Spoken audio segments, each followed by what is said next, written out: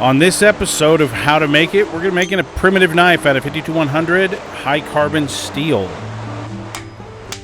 Now, this is not necessarily a special knife, quote unquote. It's a primitive knife. It's something simple, something easy. There's not a lot of refinement in it. The handle design is, not the greatest. It's functional. There's no pin in there. It's just, friction fit and epoxy, basically. And, a flat back knife,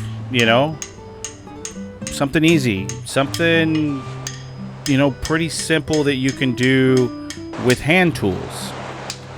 We introduced a few new tools here, like the guillotine right here with the flat fullerene dies in there for isolation, stuff like that.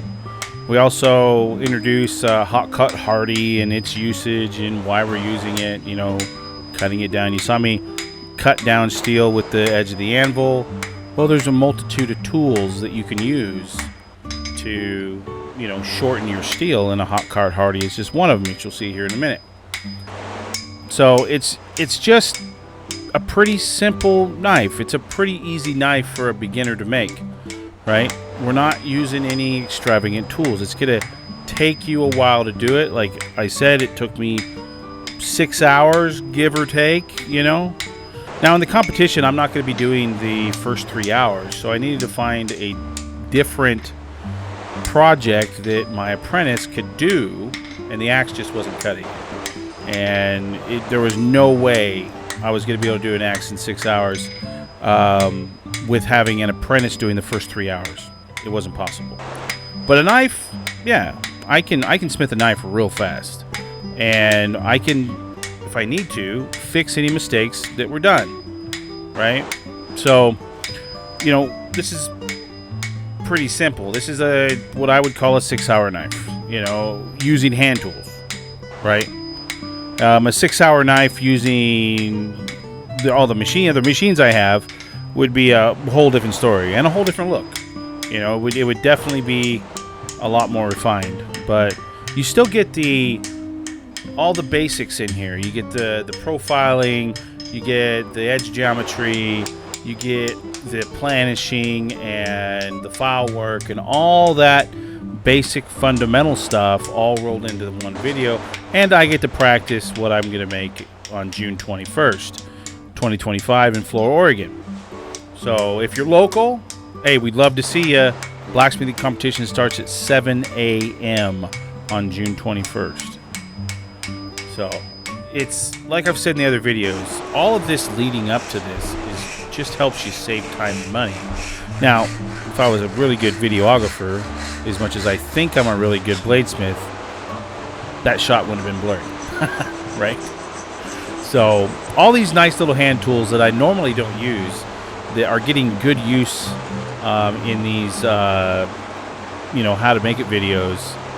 And like in the other videos, the last 3 I've written out scripts and, done voiceover. This is I'm just talking. We're just having a conversation here. Now, this is a pretty cool thing. I didn't have a Yankee drill, right? So I ground flats on a bit, put it in Vise. Perfect. Hand filing is one of those deals to where I'm damned if I do, damned if I don't. Like, I like doing it. It's just really hard on my body. It's really hard on anybody's body, to be honest. And if you don't have really, really sharp rasps and files, it's extremely difficult. And so I don't have super sharp stuff. I don't go out and buy the $75 rasps and files. I usually buy Harbor Freight junk. But if this was all I had, I'd go out and buy those expensive things because they last and they're good tools. I can't say enough about them. Now, this is a really important part here. You got to stamp your work. Either that or etch your work. Make sure you etch it or stamp it. This is probably one of the most ancient ways of doing a hidden tang, is doing a burn-in. Millennia ancestors been putting hidden tangs inside wood or bone or whatever like that. That is just what they did.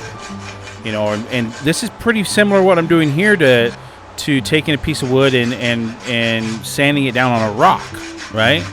Just using a rasp. Would be kind of cool if I would have had rock up there though, but yeah, it's very, very simple. I want everybody, when you're watching these videos, and they're going to be mainly blades from this point on. We are going to get into later episodes, getting more into the usage of the other pieces of equipment and things like that. Other style of forges, just using basic type stuff. And this isn't glued up, by the way, right now. This is just friction fit in there. We're just using it we're using the blade itself to align the handle, right? Because if you don't get a perfectly straight channel burnt in there, and your wood's big enough, you know, you just carve it down until it's straight. You know, put a center line mark on there and go to town. The handle material we're using is hickory.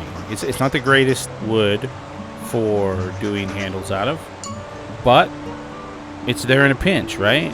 You know, hickory is extremely straight grain, long straight grain. It's very good flexibility. You know, has good, you know, anti-vibration, you know, properties to it, which is why it's used for hammer handles, right? But the shorter the grain and straighter the grain, the easier it cracks. Now, we got away from it here without it cracking. We were safe. We were good. There you go. So this is another, like, ancient way of, you know, making sure your blade is in tip-top shape is flame temper.